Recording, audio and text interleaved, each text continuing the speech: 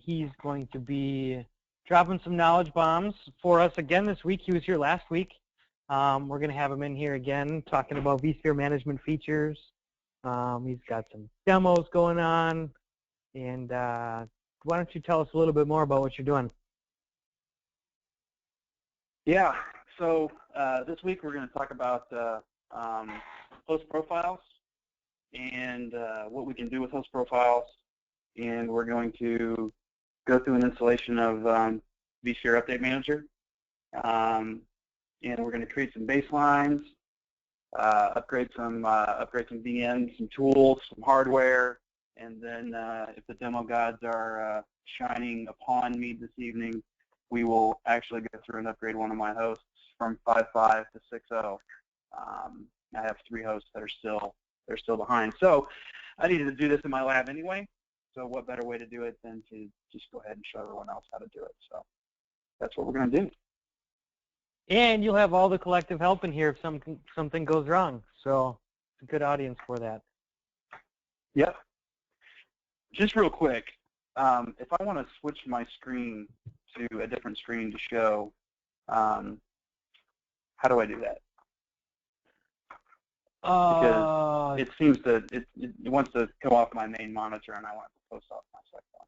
Yeah, when I share the screen with you, I have a button anyway. It'll say show my screen, play pause. You can actually drop down just below that to show either screen or just an application if you want to do just a window. Okay, cool. So we'll test that out. That's what it shows on my end right now anyway. I would assume it's going to show the same thing on yours. Yeah, sorry about that. We probably should have worked that out beforehand, but that's no big deal. Ah, that's cool. Yeah, we're all about live demos tonight.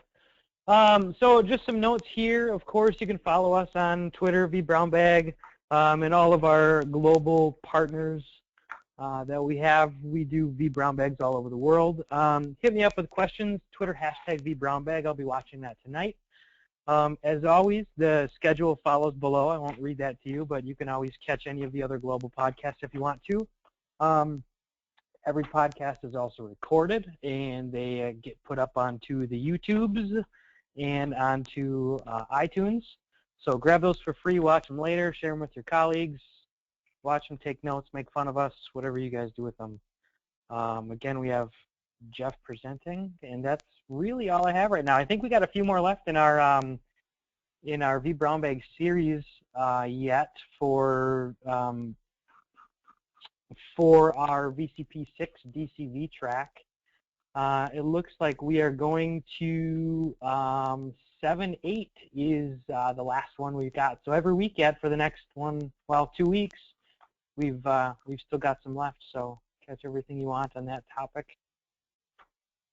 And I think that's it. I really wasn't told to share anything else. So if I forgot anything, I apologize. Watch us on vBrownbag. Somebody will yell if I miss something. But otherwise, I am going to switch presentation over to you. You ready? Cool. Yeah, flip it on over. Sweet. Yes. All right, you have the mic. Okay, cool. So are we, you guys seeing my PowerPoint deck right now? I can if that helps. Looks good to me, yeah. Yeah, okay, cool. So I'm not going to put this into slide mode because I'm going to be flipping back and forth between the lab and the deck. So and it's just easier to maneuver things this way. So for this week, my name is Geoff Wilmington. I am a senior system engineer for VMware and healthcare for Illinois. So this week we're doing VCP6 Foundation Objective 5.6, and we're going to be talking about host profiles and vSphere Update Manager. So let's dig into it. And 5.6. So this week we're going to be talking about host profiles. So we're going to talk about what they are, what we can do with them, what's new in version 6, what do we need to start using them, and then also talking about some use cases with them. Then we're going to get into vSphere Update Manager and start talking about patching requirements for ESXi hosts, and also how we can use the tool to upgrade VMware hardware and tools. And excuse me, just like last week, I don't have a lot of slides. I'm going to put the most important information up on slides. I got about 13 of them. We're going to go through them pretty quickly, and then we're just going to dig in because showing you how to do it is much better than just blasting you with a PowerPoint slide. So, with that said, so what are host profiles? So, for those of you out there that don't know what host profiles are, so what they are is they're centralized host configuration, right? So what we can do is basically take a reference host, do all the configurations that we need to do with those hosts. So we can set things like NTP, routing information. We can set up networking, storage, all the basic manual processes that come with configuring a host, and actually take those, create a template out of it, and then apply that template to the other hosts in our cluster or across our data center, and actually automate the process of making all those manual changes that we normally do. You know, I see this a lot. Even I used it when I was a customer, even though I only had 12 hosts. It still sucked going through and manually making sure that I went through my script and what did I miss and what did I not miss. So creating a host profile and then applying that host profile to your hosts actually make sure make sure that your hosts are configured the way they need to be checked, or they need to be configured. And then you can also go through and make sure that there's no changes to the host, or if someone goes through and makes a change, when you rerun a compliance check, it'll actually tell you whether or not a host is still in compliance with the original profile or not. You know, like I said, one of the biggest issues with managing larger data centers is configuration drift when it comes to host configurations. You know, I forgot this, I missed this, you know, long paperwork. These things kind of help take that out. We can actually apply it to a single host, or we can actually apply it to an entire cluster, or we can actually use it with auto deploy. So when you boot hosts up, host profiles is actually a integral part with booting a host up with auto deploy and making sure that's configured the way it's supposed to be configured when it comes up. So what's new with host profiles in VCP6? So the biggest things, the pains in the butt that I always remembered with host profiles was to apply them and to attach them, you had to have the machine and you had to have the host in maintenance mode. Which if you had a brownfield type of environment where you had lots of VMs and you had to throw the host into maintenance mode, that always sucked because you had to move all your machines, and you better hope your DRS rules are all configured properly and you don't have any manual moves, because then you have to go through and make manual remediations. In VCP6, only changes that require a host to go into maintenance mode will place the host in the maintenance mode. So this is really great because you know, it enables you to make changes to hosts without actually having to vacate them, you know, and that just helps speed up the process of getting your hosts into the proper state. Excuse me. The second thing is host independence, reference host independence. So prior to 6.0, when you had host profiles, you had to the host that you built the profile from, so the reference host like we were discussing earlier, that host had to still be around, so it could basically verify some configuration against that host. Going back to our, you know, prior, basically that's no longer the case. You can actually apply the host profile without the host being around. There are some things that that still may not be able to validate properly, but for the most part, you should be able to actually apply a host profile to a host without the reference host being around. So what do we need to use for host profiles? So the biggest things is that we need vCenter server. You got to have vCenter server. That's where the profiles are going to be configured and stored. And then you're going to need a reference host. So you're going to have to go through the manual processes with at least one host, get it configured, do what you need to do. You're going to have to do that. That's usually not a problem. It's once you have everything laid out in the script, you can just go through the process and get everything configured for reference. extract the make the profile and then basically apply it from there. And then you also need proper licensing. So licensing for host profiles is Enterprise Plus based. To be honest with you, to take the VMware hat off, I wish that host profiles was available in all versions. I don't see a reason for it to sit in Enterprise Plus, but it does. So this is something that I don't remember who actually pointed this out. I'm sure a few people have pointed this out on Twitter and so forth. But this is a little thing that you can do to actually use host profiles without actually having Enterprise Plus licensing.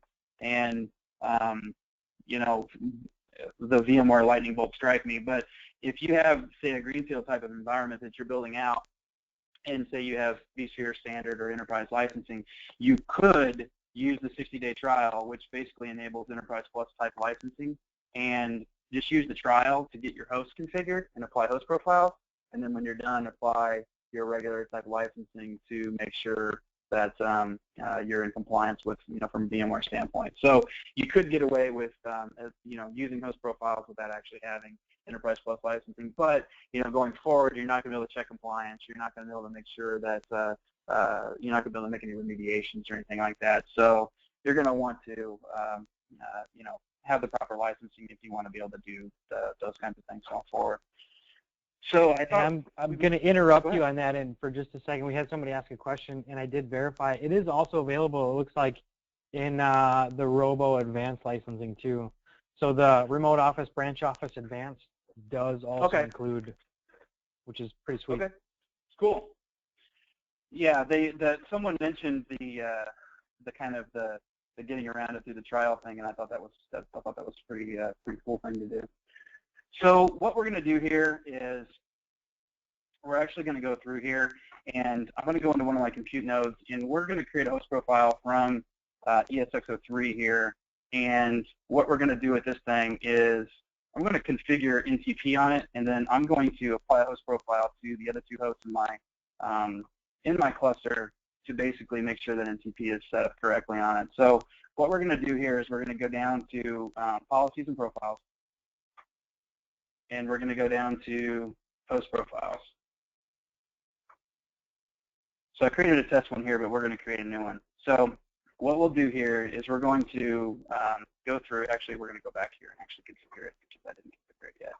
So we're going to go in here to manage, whatever it pops up here. New, there we go, manage, and we're going to go into settings. Go into time configuration, and we're going to edit this. So we're going to go in here and use NTP time service. We're going to start the process, and then I'm going to put in the IP address of my NTP server.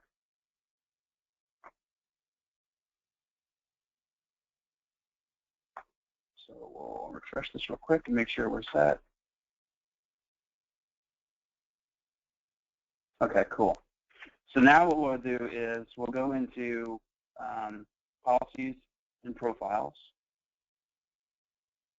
We're going to go into host profiles, and we're going to extract one from O3.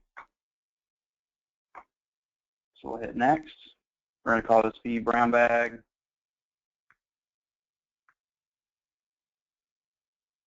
Host profile. Hey, type. And then hit finish. So what this is going to do is it's going to extract all the settings out, and we're going to go through and just verify that the settings that we need to have on there are ready to go. So this might take a couple of seconds here to polish up. So what I'll do is I'm going to go in here to this other profile, and we're going to kind of go through and I'll kind of walk you through some of these settings. So as you can see, there is a ton of settings that you can actually change in here. You can actually take this profile and make all the edits that you want to make it. You can actually extract it from a host that's not even in your, you can extract it and add it in and then make changes to the profile. And then Yeah, there we go. We're good to go. So then we can actually use that profile to apply. So we're going to go in here. We'll go to settings. What we're going to do is we're going to go down here to, I believe it's security, service configuration. I have to remember what this is.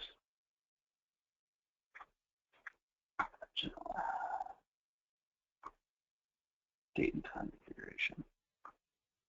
There we go. All right. So what we got here is obviously we've got it here. We're good to go. So what we'll do now is we're going to go to here, and we're going to go to this this host here. And we're going to go down there to host profiles, and we're going to attach a host profile. So the vBrownbag host profile is here. As we can see, there's some network configurations. Let's see.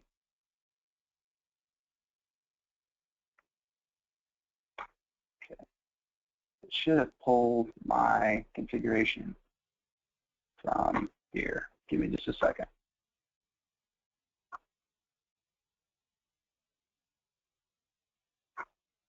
And see, this is when the demo gods don't shine on you.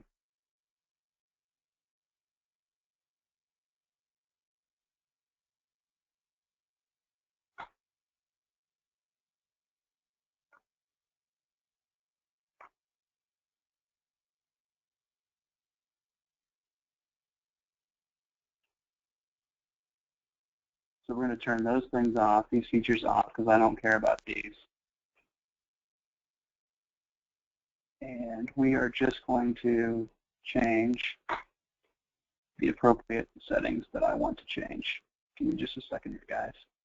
I don't care about that. Yeah, while you're doing that, somebody brought up too is that with storage, when you have a cluster with different storage paths, like for instance with a metro storage cluster, can cause some issues too. So they've taken that out of, or they've taken everything storage config related out of their host profiles.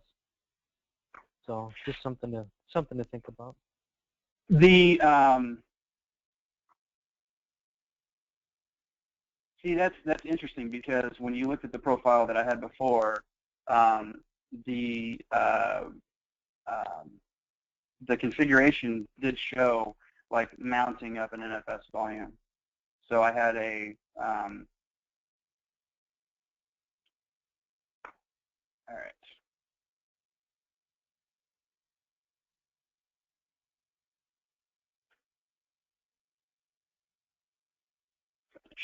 All right, let's go back over here to host some clusters.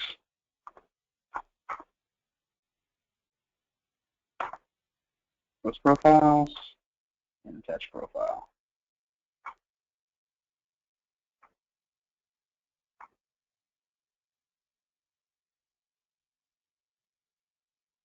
And if it doesn't show here, this is just another reason why the demo gods hate me tonight.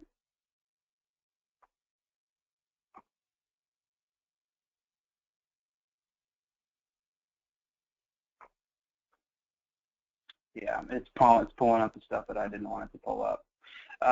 It doesn't matter. What we'll do is we'll go ahead and finish it. And what we'll do is we'll go through here, and we'll go through. We're going to check the profile for compliance. So when this runs through a compliance check, we should see that those things either aren't compliant or are compliant.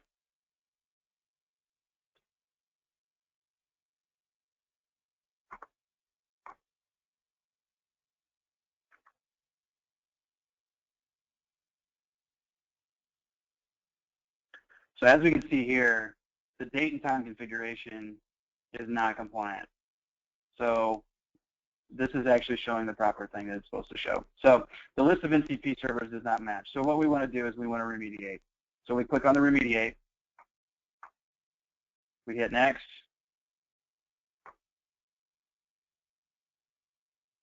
And what this should do is it's going to show us a list of tasks that are going to occur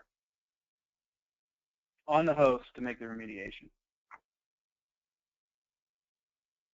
And like you said too, so this doesn't have to put the host in maintenance mode anymore to apply a host profile. So something non-disruptive like this that's awesome. I didn't know that was a thing. That's what's really nice. That's what's really nice, right? So like changing things like NTP. I mean, let's be honest. I mean that you don't need to put, you know, remediation cannot start because the host is not in maintenance mode.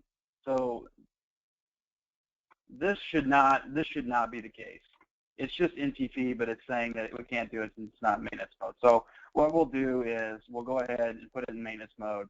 And I mean, this should not be the case for NTP. At least in my opinion, it shouldn't make that much difference. I mean, it's just NTP. However, it does seem to make a difference. So we'll go ahead and do the remediation real quick on it and make this thing work. But again, I haven't gone through and figured out exactly which tasks you know, are going to be tasks that, you know, don't have to put the machine into maintenance mode.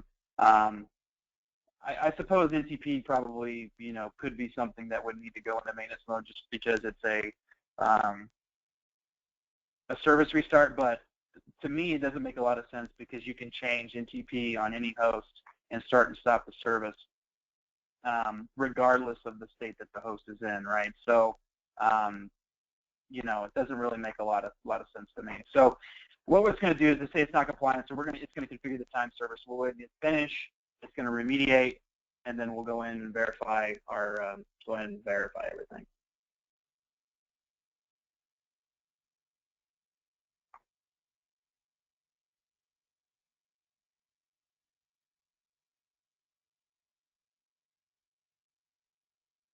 And that makes a lot of sense. The comment about the what was the comment about the like for stretch clusters and things like that?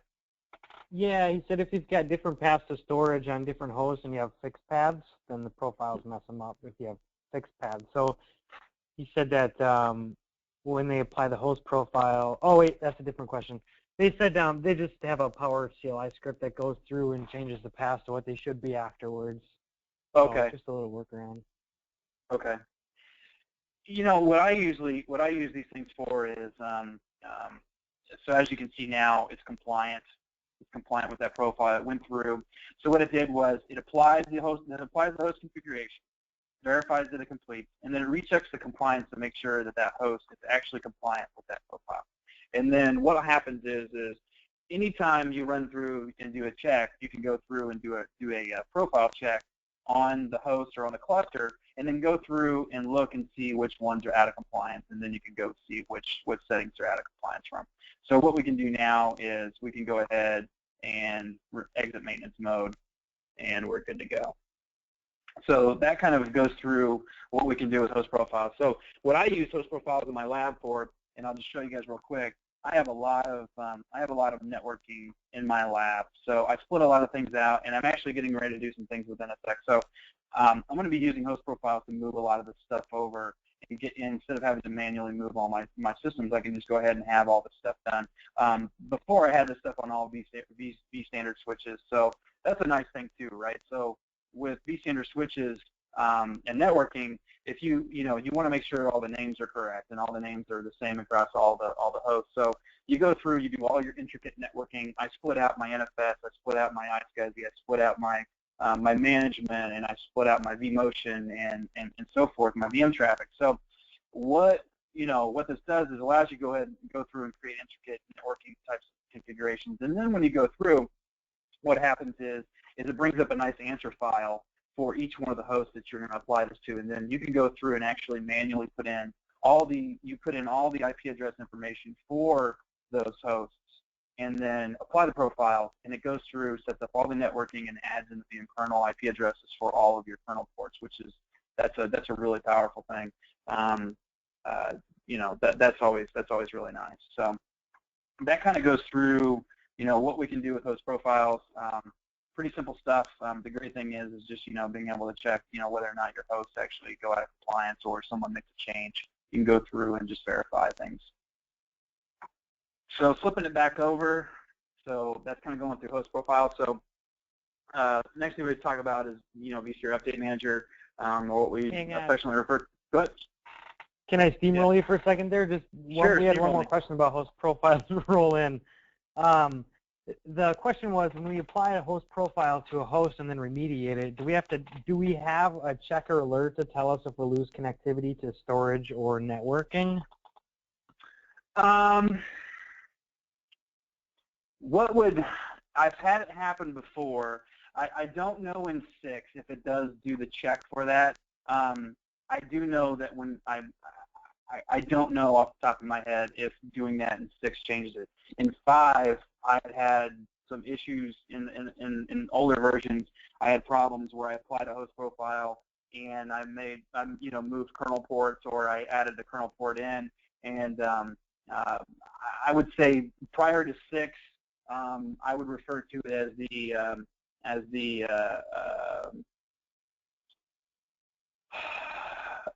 60% of the time it worked every time. Type of the anchorman situation.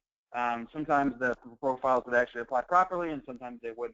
I haven't gone through and changed the kernel port just to see if it would make a change. I know when I move things from a VDS in the new version in 6, I have noticed that when I would make a mistake in changing an IP address and move things over, that I would just get an error message in the web client saying it wouldn't do it, and then I would have to go through and figure it out, and it would not disconnect. It would not disconnect the host or have a problem with it. So the answer is I don't know, because I haven't actually encountered that, but it's something we could probably look up and find the answer pretty quick. That's a great question. I'm going to shotgun blast. Sorry, there's a little bit of delay. Yeah. I'm not trying to be rude. Oh, no. I suppose I could actually hork one of my machines up and see if it actually does it. I just threw a shotgun blast out on Twitter. We'll see if anybody watching knows. Yeah, and then we'll just go ahead and just continue on with the show real quick. So what is vSphere Update Manager 6, or VUM? So again, this is we're back to centralized management and so forth. So VUM is a centralized automated version of the patch management system. We can actually patch hosts, virtual machines, and even virtual appliances. So we can do upgrades to ESXi hosts. We can install and update third-party software if it's supported being deployed through VUM. Things like Nexus 1000V. I'm going to import an offline bundle for a Dell, for something from Dell, just to show an import, of what you can deploy and so forth. So we can upgrade virtual machine hardware, VMware tools, and virtual appliances. There is a one-to-one association with vCenter, and you need to have network connectivity to vCenter for VUM to work. If you do have multiple vCenters and they're managed with the same SSO, you still need one update manager per vCenter instance. As you can only, and then you only use the update manager that's associated with the instance. So what would happen is let me pop this up real quick. Let me talk to my client here. You would actually see when you went into home and you went to down here, we'll see the VUM piece. When it pops up here in the bar, there'll be like multiple selections for you to actually select which one you actually want to talk to. But that's if you have multiple vCenter servers. Some people do, but in this case tonight we're just dealing with one. We can actually use VUM if you have internet access or no internet access. And what I mean by that is the VUM server, or sometimes security policies may not allow certain servers to have internet access in your data center. Just depends on what your security posture is. So what we can do is, if there is a server that you do allow access to, we can install what's called it's called UMDS, which is Update Manager Download Service. We can actually install that on another server, and then that could be the repository for the downloads, so that you point VUM to that actual download spot versus just having VUM actually connected to the internet. Server install, and it comes with client components that actually work with the web client and the vSphere client. VUM is still for the most part, the majority of the lifting is still done through the vSphere client. There are certain things you can do with the vSphere web client, and I'm going to kind of go over those here in just a second, what you can and can't do. Some of it's kind of funky, and some of it's just like, what? It doesn't really make a lot of sense. So what can you do, and what can't you do with these clients? So with the web client, you can actually attach and decache baselines, but you can't create anything. You can actually view compliance and scan results, and you can actually scan data centers and data center folders through the web client. With the vSphere client, we can actually, that's where we do the heavy lifting. So that's where we create our baselines, import images for like ESXi hosts, stage patches to the host, perform remediation, view our scan results. This is the part of the presentation where I read the slides. Check compliance states, and the one thing you can't do with the vSphere client, which to me is kind of silly, is you can't actually scan data centers or data center folders, which doesn't make a whole lot of sense to me, but that is what you can't do. So how does VUM work? So it downloads metadata for the patches and extensions and for the virtual appliances. And then basically what we do is we take one or more patches, and we create baselines that we can apply to hosts, VMs, or virtual appliances, and those baselines can have one or more patches, and we create what are called baseline groups, and we can take multiple baselines, toss them into a baseline group if necessary. When you actually do the installations, if there are patches and upgrades are done first, and then you want to rescan and make sure that the patches are actually applicable after the fact. So going back to what I was talking about with the update manager download source, it's for systems that connect so typically the way this works is it connects to the internet by default, unless you specifically have a repository that you need to have this service installed on another host that or on another VM that has access to the internet. It's because you determine that your VUM server, you don't want to have access to the internet.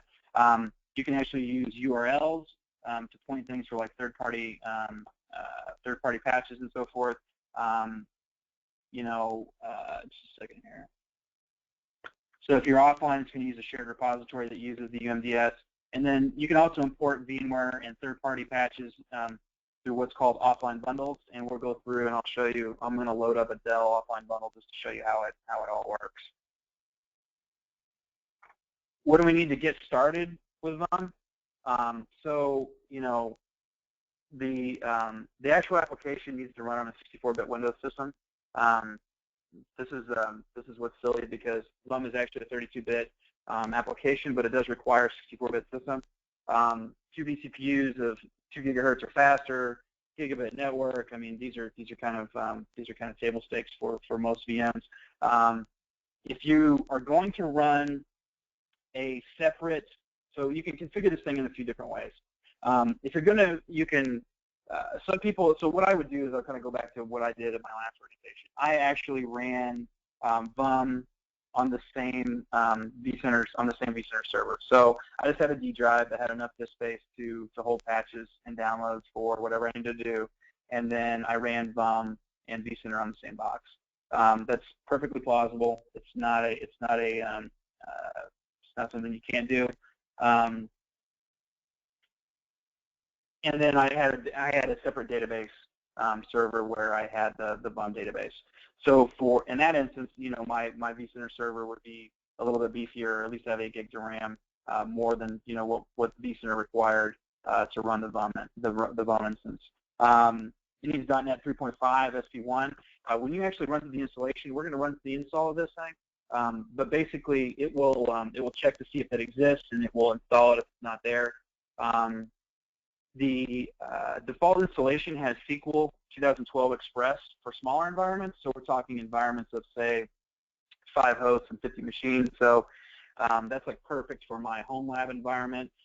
Probably not okay for an enterprise type of deployment. So in that case, for larger scale environments, it does support SQL and Oracle DBs. So some of the best practices is that a dedicated DB for VUM that's not shared with vCenter. As a customer, I didn't really abide by that rule. This is kind of something that was listed in the documentation. I ran the VUM database and the vCenter database on the same box. It was just I just ran it under a different instance, database instance. Not really that big of a deal. Use the same backup strategy you would normally apply to a database. You want to back it up periodically. And there is a best practice that says it's best to have the DB on the same machine as VUM, or on a machine that's local, that's in the local network. I suppose what that would basically mean is, to me, is don't have your VUM DB in another data center with your VUM instance sitting in your other data center. Keep it on the same network. I mean, that's pretty much common sense, if you will. We do. It does require a 32-bit DSN. So when you go through and actually set this thing up, you actually have to, and I'll show you real quick where you have to go and what you have to run to do that. That's probably, of all the things that I've had to install that I always screw up or I always get wrong, is making sure that that 32-bit DSN is in place to connect to a SQL database. That's usually the hardest part. And it's only compatible with vCenter 6 for VUM 6. There is a sizing guide that you can follow down here. It's an Excel spreadsheet. Basically, it allows you to plug in the amount of machines you have, the amount of hosts you have, and it kind of gives you an idea of how much disk space you would need, for your repository. Moving on. So if you're upgrading from a previous version, so it does support upgrading from 5.x installed, but it has to be from a 64-bit system, to actually allow it to upgrade. And that goes back to the prerequisites that say, this application actually has to run on a 64-bit OS. There is support for 32-bit, but you have to do chained upgrades. So basically, what that means is you would have to upgrade whatever version to, you would have to install, the 5X version on a 64-bit system, do the data migration of the information over to the 64-bit system, and then do an upgrade from 5X to 64-bit. At that point, it just seems to me that just reinstalling it is really, the better way to handle it. UMDS has not supported moving, upgrading from 5X to 6.0, so you're going to have to just do a complete reinstall and just do download and so forth. So we'll flip to the VUM demo real quick. So what I did was, the way VUM is actually installed, and Anthony, are you able to see my screen here pretty well? I flipped it to a terminal services window, so I just want to make sure we're all good. I had to flip my screen again. I see your Windows Start menu. I see, remote desktop session. Yeah. Yep, we got that. Cool. Okay, cool. So what we're going to do is we're going to fire the VUM install up. So I'm going to go through and get this thing configured. I have already installed SQL Express because I'll be honest with you, the SQL Express install is actually automated, and it's really kind of a non-starter. It's pretty weak. So as we talked about before with the 32-bit DSN, here's kind of where you're going to go to run the application. So when you go into your system, you're going to go to wherever your Windows directory is, syswow 64, and you're going to run this bad boy right here, odbc ad32, run it as an administrator, and this is where you're going to create your system DSN to add in for your SQL database. You're going to want to run this right here, the SQL native client. This is the one you want to run. If you run the SQL server here, it won't work. In previous versions, I know with like older versions of SQL, you had to actually go out and download this thing. It appears with the SQL Server Express 2012, it actually installs the native client driver, which is makes things significantly easier for you. That's what you're going to want to do first. But since I've already installed the database, what we're basically going to do is we're going to go in here to, this is just the basic VMware vCenter installer CD. So this is where you would install, vCenter for Windows. Underneath here is the update manager. In previous versions, or at least in the release candidates, it was disassociated the client, and there's a client install here for the vSphere client that you actually had to run, but it's now been integrated in so that it's no longer necessary. So we're going to click on here, and we've already used, we already have an embedded database, so we'll go ahead and click through here, and it should already recognize the fact that I've already got it in here, and it does. So it checked to make sure that it was there.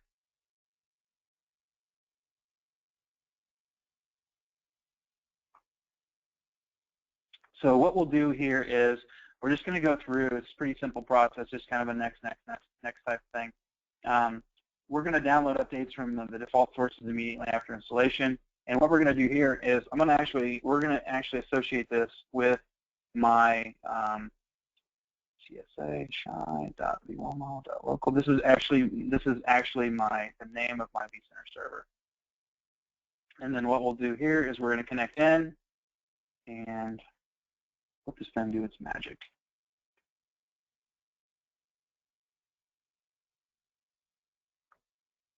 Yeah, of course.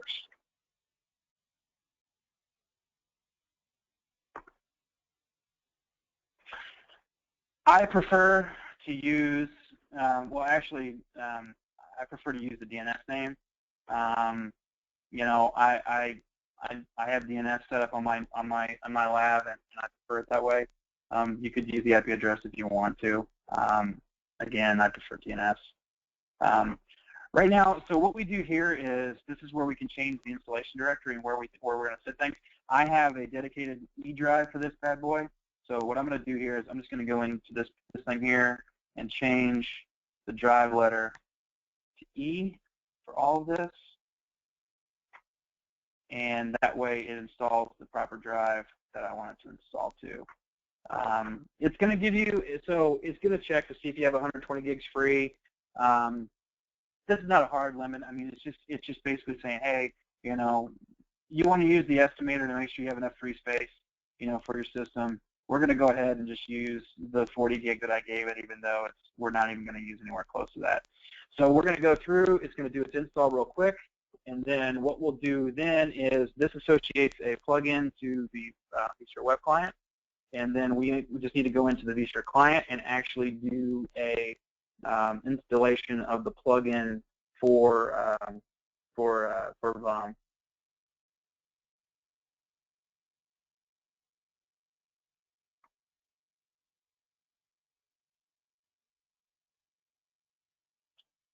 And this part shouldn't take very long. This is the quick part. While that's going, what I'm going to do is I'm going to close down these interfaces here, because these interfaces are going to need to be fired back up again to associate all the new plugins.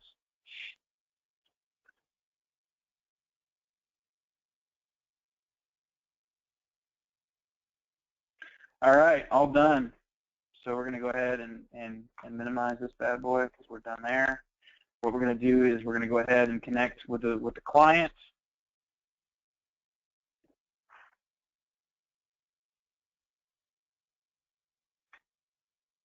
I use awesome accounts in my home lab. All right, so we should see it down here, but we don't, because we need to go through the plugins, go to manage plugins, and go down here to the bottom. And we should see this right here. So vSphere, VMware vSphere Update Manager extension. So we're going to download and install this dude, and then we'll see a little plugin here, a plugin pop up that will allow us to actually start doing some of the things that we need to do. Just going to agree real quick. Next, install.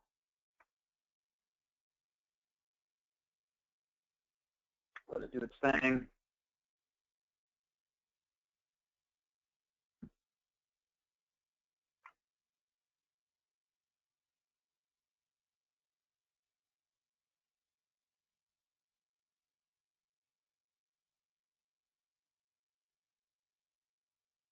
So it looks like we are still all quiet on the question front, which is good, and we still also have people in the presentation, which is still good.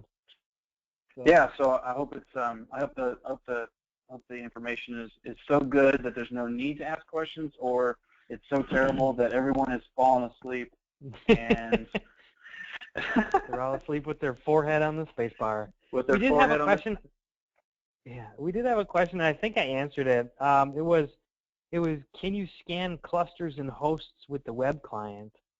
And I answered yes because I think it's true. You should be able to do a scan, but you can't do any remediation. You should still be able to scan, at least from what I understand here. You should still be able to do you can still scan a selected object, but you can't do any remediation. So again, the heavy lifting is all going to be done from the vCP client, from the FAT client. That's really, I mean, there are some things that you can see in the web client, and I'll kind of go through and kind of show that where that stuff is, but it's, you know, for the most part, it's pretty it's pretty. I mean, it's just kind of there to kind of help you to help in the transition. I don't know, you know, from a VMware standpoint, I'm not sure what's going to happen with VUM in the long term, or how that's going to be, you know, migrated in. You know, outside of VMware, I mean, it seems if we're seeing more and more integration with the web client, that it's just, you know, these are just, you know, minimum viable product, right? Where, you know, you slowly start seeing migrations and so forth. So the thing that you're going to want to do here when you come in first is you're going to want to take a look at your download settings and what's actually going to be downloaded. And you can actually add a download source. Would be, you know, a source URL or anything of that matter, you know, what you want to put in here. So say you want to add in a third-party site, you can actually put it in there and check for those updates. The thing that you'll see down here at the bottom quite often is you'll see checking for updates. This is where you can actually update. You can actually change that schedule. So you can actually change how many times a day this thing actually runs out there, takes a look. You could put in you put in your email address and have it email you if you find something new, and then you can go through. There's also some notification checks here for, you know, check update notifications. This thing is the thing that runs like hourly, where it checks for, you know, checks the notifications and so forth. What we would do here at this point is, this is kind of your patch repository. So I'm going to go through and I'm going to actually import that zip file that I had. So this is just a zip file from that I just downloaded just to grab it.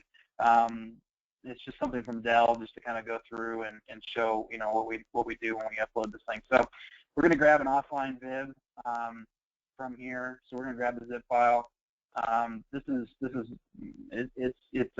It's nothing of any kind of importance. So we're going to go ahead and select the zip. We're going to hit the next button. We're going to go ahead and ignore this thing because it's going to want to check. I had already installed Update Manager previously, so you got to see that I actually installed it before, and then I uninstalled it so we could actually go through the process. But the certificate just needed to be swapped out.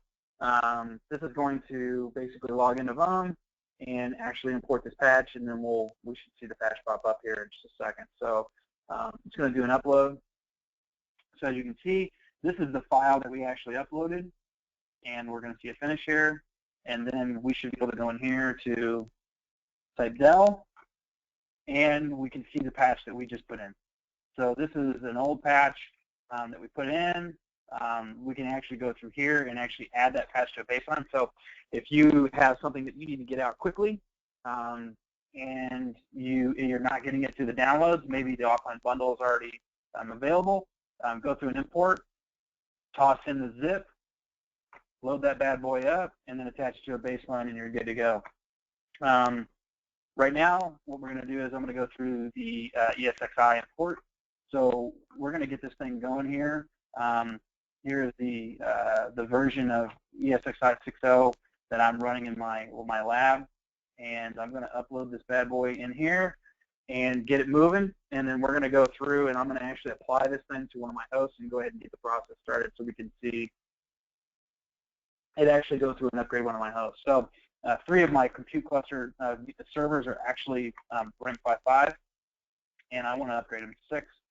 So this is something I want to do for all of my for all of my hosts anyway. So we're going to do it live. So next, and then what we're going to do is we're going to create a baseline using this image, and I'm just going to call it vBrownbag host vSphere 6 upgrade. And we're going to hit finish here. And then what we'll do is we'll go over here to baseline groups. So we have this here. We have this baseline. So what we're going to do is we're going to create a baseline group, and we're going to call it host baseline group, and we're going to call it vBrownbag host baseline group. And we're going to add this bad boy in here. And we're going to hit next. We're not going to put any patches on because we're not doing any patches. We're not going to do any extensions. So this is the part where I was talking about before when you create a baseline group. So this is where you can actually do lots of things at the same time. You know, this is where we're going to do an upgrade. So like I said before, upgrades are always done first. Patches and extensions are always done last. In my opinion, I would do an upgrade first, and then I would do it, and then I would find the patches that I want to apply, and then do another group for the patches to go through and actually put in the patches and so forth after the upgrade. So we're going to go ahead and do finish because we're good to go here. So vBrownbag baseline group we've already created. So what we'll do here is we'll go over to home, and we'll go to hosts and clusters, and see we can't actually do that in the web client. And I'll pop up the web client real quick. And so we're going to pop open the web client. So while you're doing that, I just realized something. Your 3 hosts up at the top that you're running 5.5 on, when we tested that baseline remediation and it put it into maintenance mode, that's probably because those are still running 5.5 and not 6. There you go. There you go. Figured that one out. All right, carry on. You're right.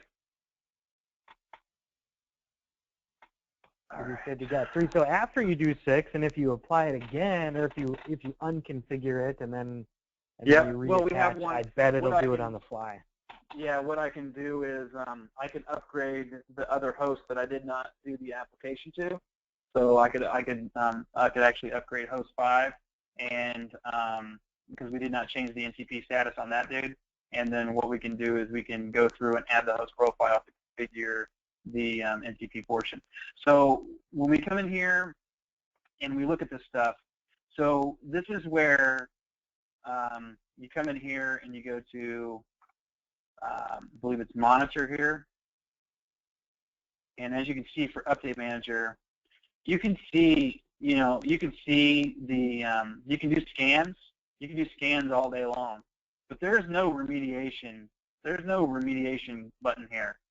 You can attach a baseline all day long, but you can't do any you still can't do any remediation. All of that portion is going to be done from here. So what we do here is we'll go ahead and upgrade to host 5.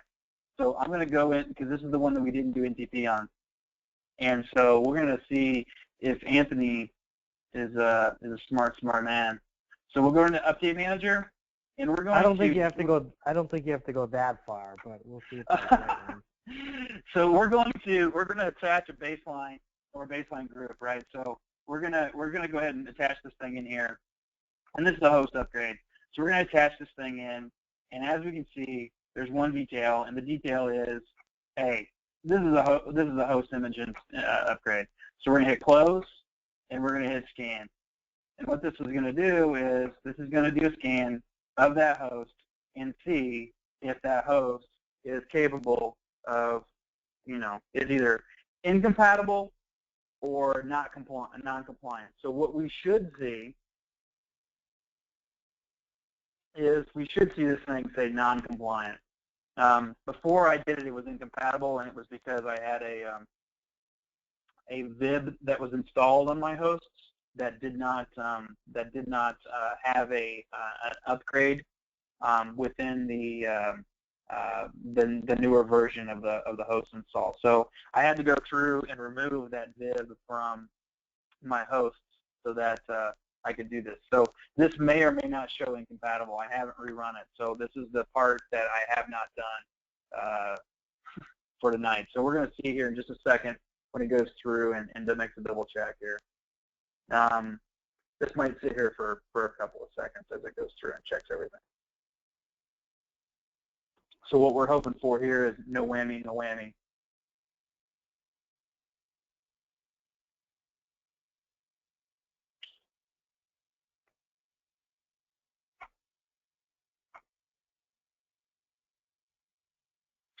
While that's doing that, I'll go back over here and we'll talk about the VM and the tools upgrade. So as you can see for view baselines we're in the host baseline. This right over here is for VMs and virtual appliances. So the DB server, if we go back here and take a look at the DB server, this is just a server I have out here. As you can see, VMware Tools, it's running, it's out of date. And let's take a look at the hardware version 8, right? So we're on 6.0, and that bad boy should be version 11. And I have a few other ones that are in here too that need to be upgraded. So what we'll do here is we're going to go through, and I'm going to take this thing, we're going to match the version to the host. So we'll go into Update Manager, and we're going to do Attach, and we're going to do a, we're going to select both of these. So we're going to actually we can't do the hardware upgrade before we do the tools upgrade. So we're going to do the tools upgrade to match the host, and this is a predefined baseline. So we'll attach this thing in here, and we're going to do a scan and let this thing scan for what's going on here. So while this thing scans, as you can see, it's not compliant. So we need to upgrade the tools to match the host. So what we'll do here is we can do so we can go in here to upgrade tool settings. So we're going to click on this thing and click apply. And then what this thing will do is it's actually going to go through and do what needs to be done. And then we can actually click on remediate. We hit next. We call this task whatever we want to call it. We want it to happen right now.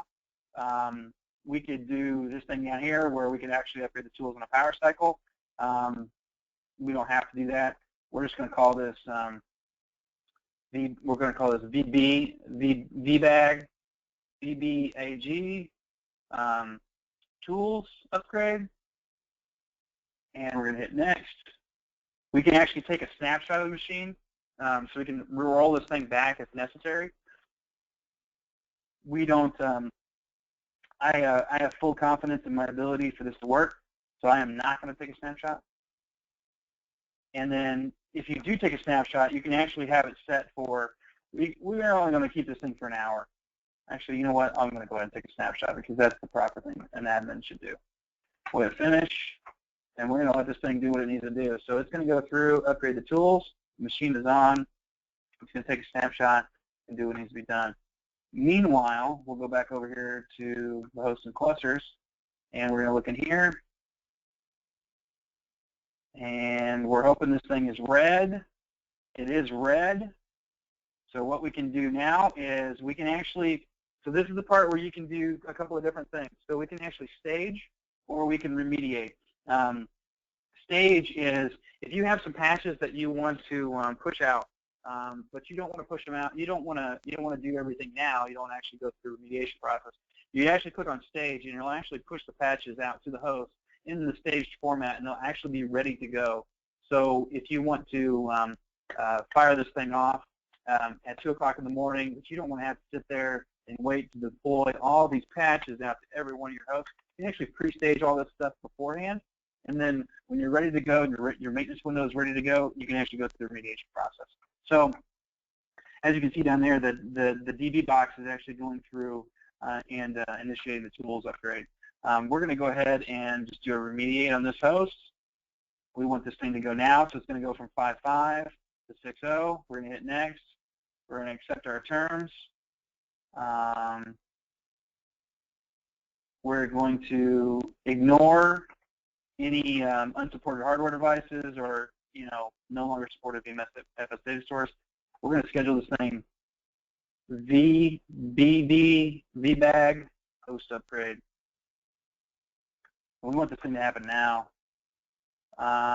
There are no VMs on there, so what we could do is actually we could change, if you wanted to power down all the VMs or suspend them, you could do that if you wanted to. You can disable the checkbox here for disabling removable devices, so all those people out there that forget about CD-ROMs that are attached to your VMs, you can actually check that box, and it'll remove all those removable medias. Reentry, retry on maintenance mode in case of failure. So this thing's going to have to go, if it has to go into maintenance mode to do what needs to be done, which it will go into maintenance mode, it can retry a certain number of times before it'll actually fail. We're going to do a next on this dude, and then we can actually turn off distributed power management if necessary, turn off fault tolerance, disable admission control. So if you are doing lots of patching, we can do what's called parallel remediation. This will actually determine the proper amount. It will automatically determine the proper amount of machines that need to stay online to make sure that the systems can actually do the remediation. You'll want to check. You'll want to check parallel, and you may want to check disable HA admission control. That's really up to you. I turn off this. I disable FT, and I migrate off these things. I usually check all of these boxes, and then what this thing will do is you can actually generate a report of what's going to happen here, and it kind of shows you what changes are going to take place for this to occur. So we're going to hit next. We're going to see that we're going to do this. Here's the cluster remediation options. We're going to turn off power management, turn off HA emission control, fault tolerance. Here's all the good stuff. We're going to hit finish. And what we're going to do is it is going to go through remediation. So flipping back over to the VM. So DBVM, as you can see, the VMware Tools is running its current version. So that's good. So we come over here to Update Manager, and we have to be. So this is the part that's really weird to me, because this was not the case in older versions, at least that I remember. You could actually click on Update Manager regardless of which tab you were in here, and it would actually pop this up. Now it wants you to go over here to VMs and templates and click on Update Manager for you to see what needs to be seen. As you can see, it reran the scan, and this machine is actually compliant. So while the other host is going, we're going to go ahead and go through here to upgrade the hardware, attach. We know it's out of compliance. We're going to do a remediation, and we're going to do upgrade hardware to match the host. We'll do next. We're going to call this VM hardware upgrade. We're going to fire this thing off now. We'll take a snapshot of the memory. We're only going to keep the snapshot for an hour. We'll hit next. We'll hit finish and let it do its thing. We come in here, we should see Snapshot Manager, and as you can see, there was an old snapshot that was in there before for test that I had taken a long time ago, and this is where we took the other snapshot before, and so that's a snapshot that'll go away in an hour. That's pretty much it for now. So these things are going to kick off and run. Anthony, I mean, at this point, I don't know how long the actual the host upgrade is actually going to take, but I mean, it is actually going. And we're a little over 8:30, so we can either wait for this thing to go, but again, like I said, I don't know how long it will take because I haven't actually gone through the installation and done it. Yeah, we can. We did have one more question come up, so we'll cover the question, and then what we can do is just stop recording, and then if anybody has any questions that they want to talk about before we go, they can raise their hand. We can unmute them, or they can, just type out their question. We can talk about it. We don't have to stay for the whole upgrade if you got things to do. My kids are in bed, and I've got beer, so I mean, to me, I'm good to go. Yeah, I'm pretty flexible anyway. Yeah, so I'm just going to pop this thing up here so we can kind of see the progress. As you can see down here, this is, so when you're doing a remediation of entities and you're doing multiple entities, you'll see what's going on down here. And it's actually going to tell you like what it's doing. So, current progress of remediation. So 0 hosts is completed successfully, 0 hosts completed with errors, 1 are being remediated, and so forth. If you're doing 5, it's going to say, current progress, how many are done, how many are in progress, and so forth. And you kind of let it go. The good thing is that it looks like the DB box is actually doing a hardware upgrade. So as you can see, the hardware upgrade needs to, the VM actually has to shut down, and then it has to turn, and then the upgrade of the hardware is taken care of, and then the VM is powered on. Because remember, hardware upgrades do require you to actually turn the VM off for the hardware change to take place. So, yeah, we did have one question. We did have one question about the tools upgrade. Do the guests get rebooted when upgrading the tools, particularly Windows guests? What's the status on that right now? So when we went through and did a tools upgrade, it initiated a tools upgrade, and it did not look to me that if there's, I don't know if there's, I can't remember if there's a thing in there that says initiate guest reboot. With tool upgrades, to me, I have remembered that tool upgrades do require a reboot as far as I remember. This should actually go through and do the automated upgrade. I don't know if it actually went through. What we probably should have done was went through and checked to see if it did it. And what we can do is we can actually go through here, and I can. I don't want to reboot the VUM server. I can actually do this. Let me do this to my domain controller real quick. Let's just do this, because this one's the tools is out of whack on this. So what I'll do is I'm gonna log into my domain controller real quick, and what we'll do is we'll just verify whether that happens real quick, as opposed to just going, we're not sure. Yeah, especially with like SQL servers and things like that, when you upgrade your tools. And if I recall right, I think with the latest version of 5.5, and if you have, you're not running Server 2003, it may not require a reboot. Yeah, it should just upgrade them and be done. Yeah, we're going to find out here in just a second, though. As soon as I log into my domain controller, we're good. So what I'm going to do is we're going to do an attach. We're going to go here to Tools, Upgrade. We're going to do an attach here. We'll do a scan to make sure that it's out of compliance. It's going to show out of compliance.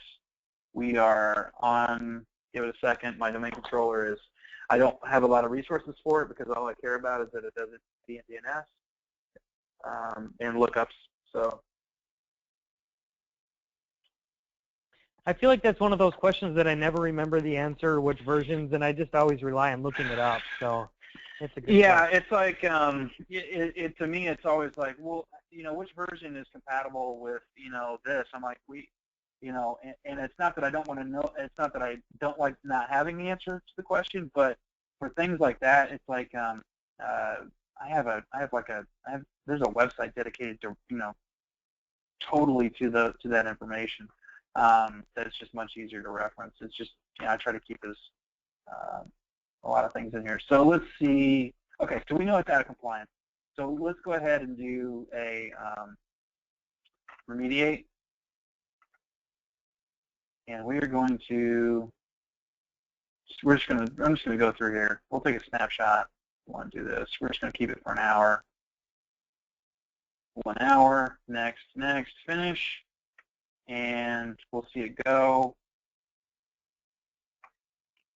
And I really like that. Keep it for whatever period of time instead of just leaving it sit out there, because rogue snapshots they suck. Yeah, they're just the bane, right? I mean, they're the bane of everybody's existence.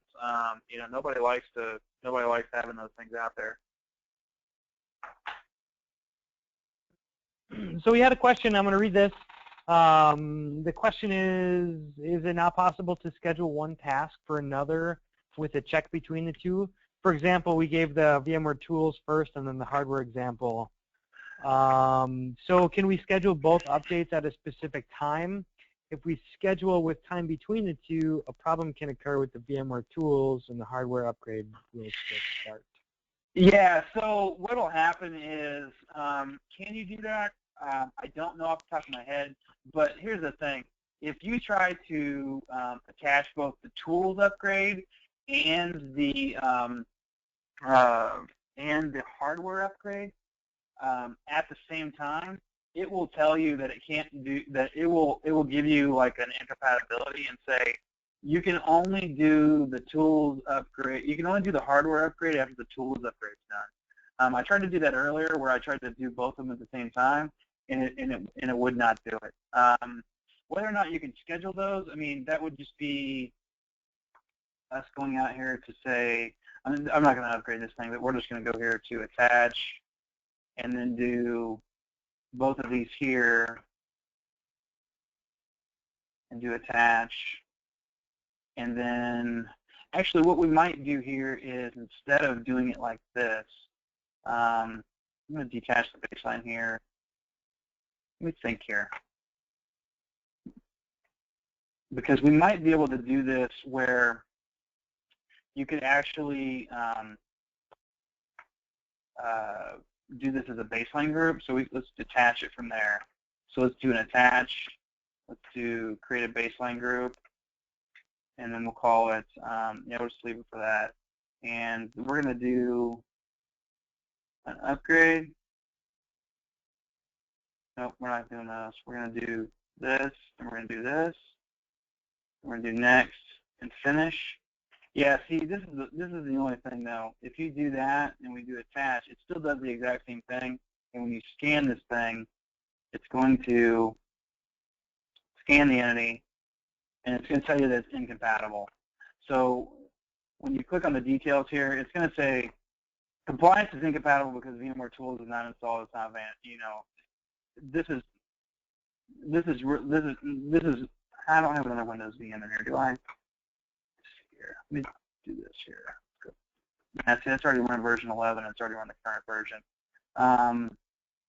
Before, when I added these things in, you know, it would say, hey, you can't do the hardware upgrade with the tools upgrade. And I don't know if it's just a matter of selecting which one in the proper order, and then going through and doing a schedule. I don't see that that's that ability. Let's see. Let's go back to the PP box here. Let's do a. So these are actually already on here. So let's do a remediate, and we're going to do this one, and we can do this one at a specific time. So we'll do this one at, you know, whatever time for powered on machines. Take a snapshot, hit finish. So that sets up that task, and then you could go in here and then do a remediate, and then do this one at a specific time. So yeah, you could do separate schedules. This is actually, you might even be able to do all this at the same time with the upgrade tools, right? So you might even be able to actually, with the power cycle, actually do the upgrade of the tools, you know, do the upgrade of the tools, and then it actually goes through and does the hardware piece too. I don't know. I haven't gone through and done that part yet. I don't know. It is possible, though, that you could do the scheduling, no, that's right? a great You question. could actually schedule those independently. Yeah, I was going to say schedule one for. And it wouldn't fire because there's a dependency, right? If you try to run both of those at the same time, it's going to say, hey, you can't do one without the other first. So you know, if you run the schedule and one runs and then an hour later you do the other one, you know, if the first one hasn't run, the second one's not going to run because it hasn't finished. The first one hasn't finished, so.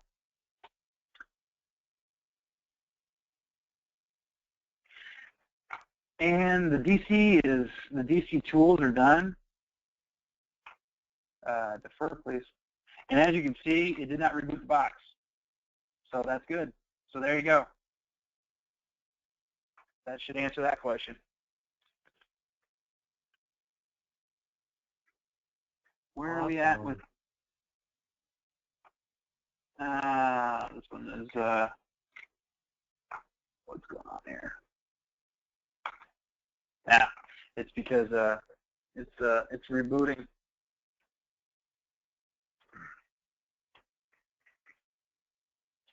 So I mean, now, Anthony, I mean, if you want to pause, we can, see if this thing goes through. But again, I haven't gone through and done it, so I make no guarantees of its success. But the box is rebooting right now, so. Sure. Yeah. So what I'll do is I'm going to stop the recording here, and then if anybody here wants to speak up, just go ahead and raise your hand, and I can either unmute you or you can type your question.